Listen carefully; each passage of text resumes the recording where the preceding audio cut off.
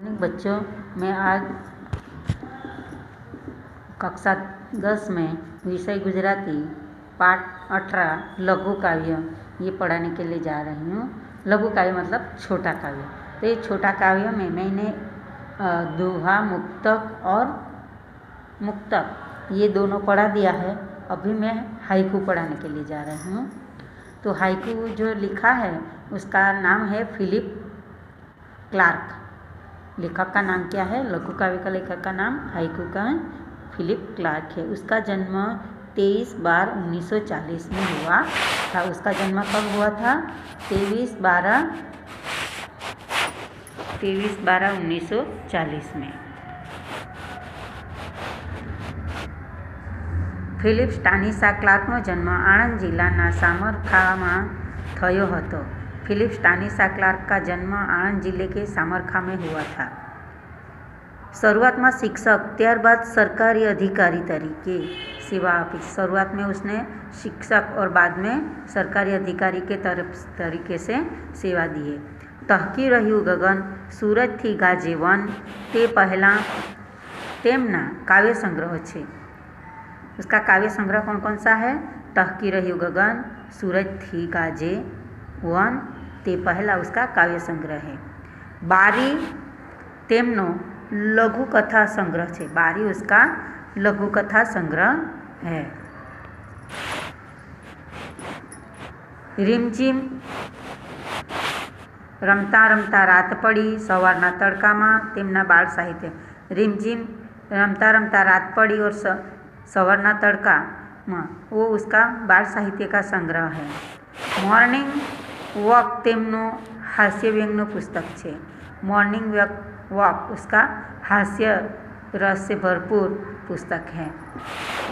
Haiku जापानी काव्य प्रकार है। हाइकू कैसा काव्य प्रकार है? जापान का काव्य। तेमा 5, 7, 5 एम 70 अक्षर की पंक्ति हो। हाइकू में कितना अक्षर की पंक्ति होते हैं?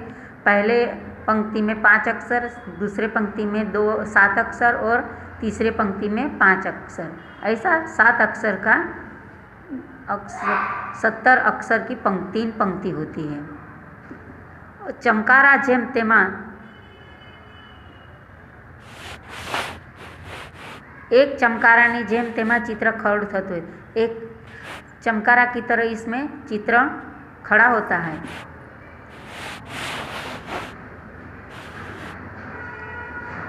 અહીં આપેલ હાઇકુમાં લીલને કારણે જાણે તળાવ પોડી ગયો છે। यहाँ दिया गया हाइकू में लील के कारण मानो जो तालाब है वो पोड़ी गई, मतलब सो गया है। कसो संचार नहीं, कुछ भी आवाज़ नहीं, जीवंतता नहीं, जीवंत नहीं है।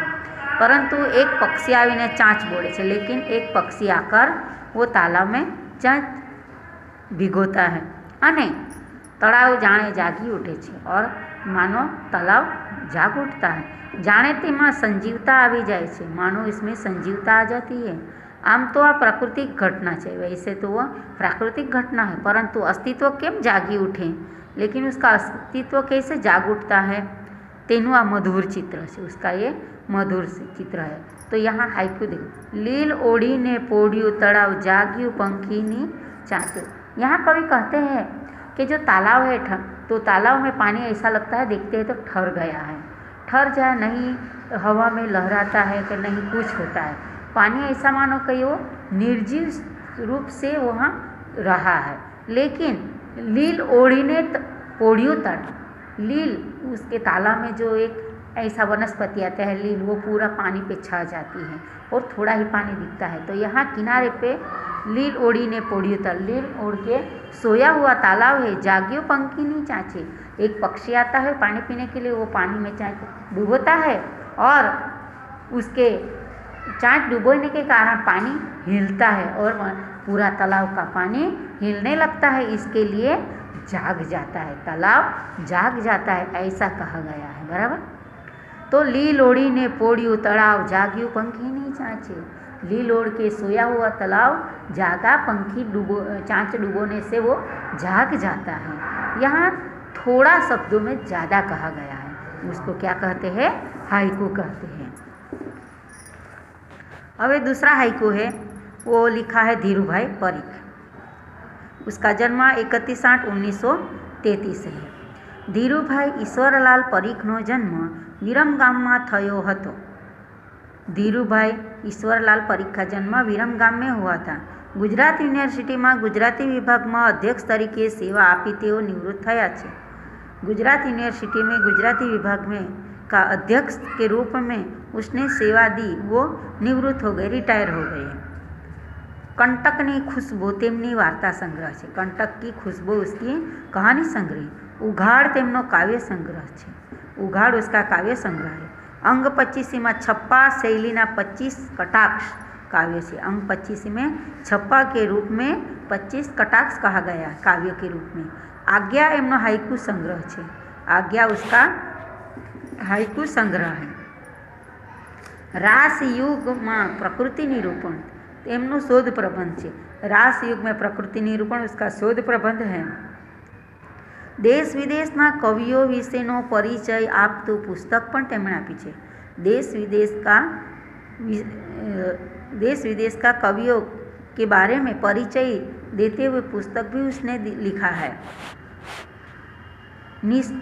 निष्कुळानंद पदावली 7 महाकाव्यों 5 महाकाव्यों तेमना संपादन संग्रंथों छे। निष्कुळानंद पदावली 7 महाकाव्य 5 महाकाव्य उसका संपादन ग्रंथ है। नीचे आपेल हाइकू में उड़तू वादळ ऊंचे ऊंचे चढ़ता पर्वत टोचे पहुँचे छे।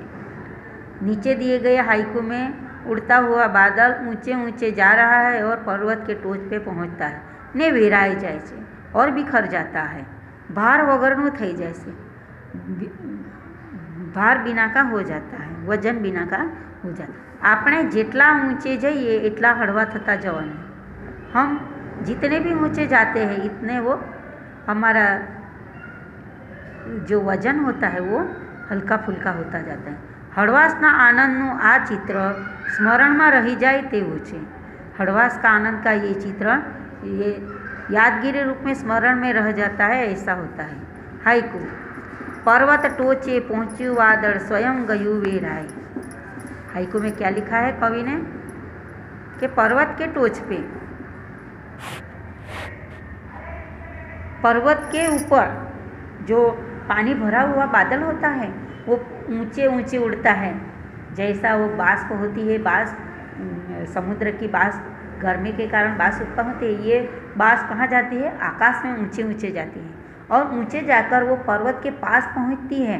पर्वत के पास पहुँचने के कारण वो बादल जो होता है पानी का भरा हुआ वो छा जाता है पूरी जगह पे और पूरा छा जाने के कारण वो स्वयं बिखरा जाता है। क्या होता है? वो बादल पूरा बिखरा जाता है। इसके लिए कहा गया है कि पर्वत टोचे पहुँच्યું वादळ स्वयं गયું वेराय।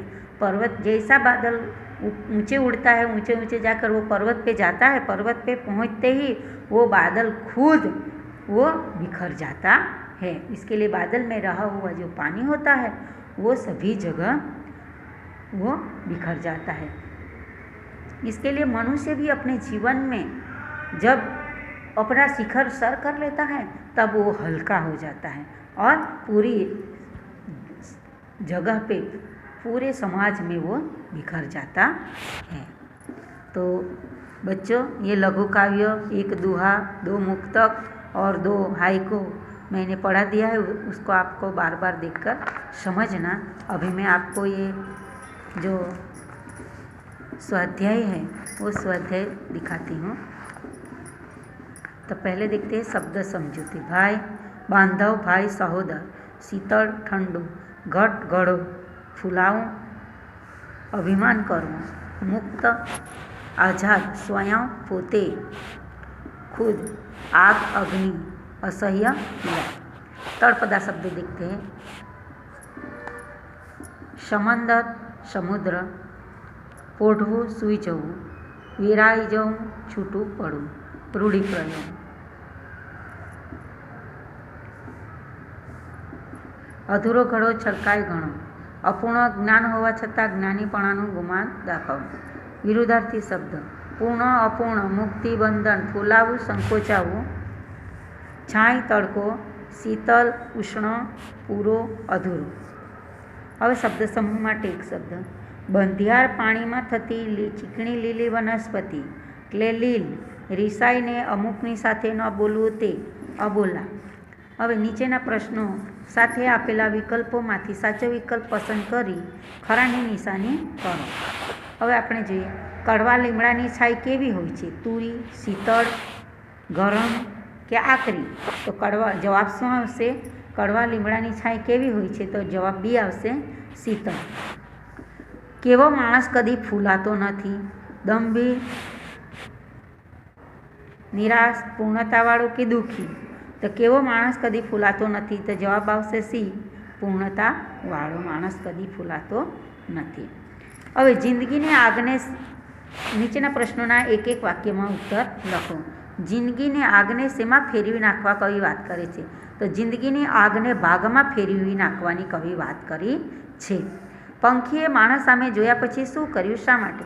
પંખીએ માણસ સામે જોયા પછી એ દરવાજા સુધી આવ્યું, બહાર નીકળ્યું અને તરત માણસને જોતાની સાથે એ પાછું અંદર પિંજરામાં જતું રહ્યું. કારણ કે એને ખબર છે કે માણસનો સ્વભાવ ક્રૂર હોય છે. ક્રૂર હોવાને કારણે પંખીને મનુષ્યથી ડર લાગે છે અને ડરને કારણે પંખી પાછું પિંજરામાં ભરાઈ જાય છે. હવે નીચેના પ્રશ્નોના 2-3 વાક્યમાં ઉત્તર. તળાવને કોણ જગાડે છે? તો તળાવને એક લીલથી તળાવ સૂતેલું હોય છે, લીલ ઓડીને. ત્યારે એક પક્ષી આવે છે અને એ પક્ષી પાણી પીવાને કારણે એ પાણીમાં ચાંચ બોળે છે અને ચાંચ બોળવાથી તળાવનું પાણી હાલે છે અને આખું તળાવનું પાણી હાલવાથી જાણે તળાવ જાગી ગયું હોય એવું લાગે છે. પૂર્ણ ઘડા દ્વારા કવિ શું કહેવા માગે છે? અધૂરો ઘડો છલકાય ઘણો. તો પૂર્ણ ઘડો હોય તો માણસ હળવો ફૂલ થઈ જાય છે અને એ પોતાના શિખરો સર કરીને એ સમાજમાં પોતાના ગ્રુપમાં એ હળવો થઈ જાય છે.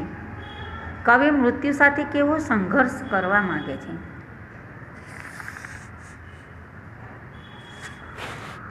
હા, કવિ મૃત્યુ સાથે કહેવામાં આવે છે કે અમને નાખો જિંદગીની આગમાં. કવિ શું કહે છે? કે અમને નાખો જિંદગીની આગમાં, અમે આગને પણ ફેરવીશું ભાગમાં અને અમે પોતે દરેક શિખરો સર કરીને, દરેક કામો સર કરીને અમે આખરે સૌ મોરચા સર કરીશું અને ઠંડી આવે, તડકો આવે, વરસાદ આવે તો પણ અમે અમારી જે મનોકામના છે એ પૂર્ણ કરશું અને અમે મોતથી પણ ઝઝૂમવામાં અમે પાછળ પડીશું નહીં. એ રીતે કવિ મૃત્યુ સાથે સંઘર્ષ કરવા માગે છે.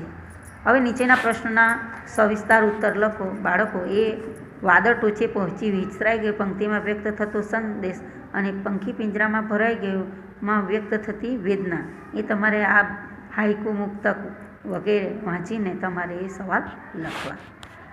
ધન્યવાદ.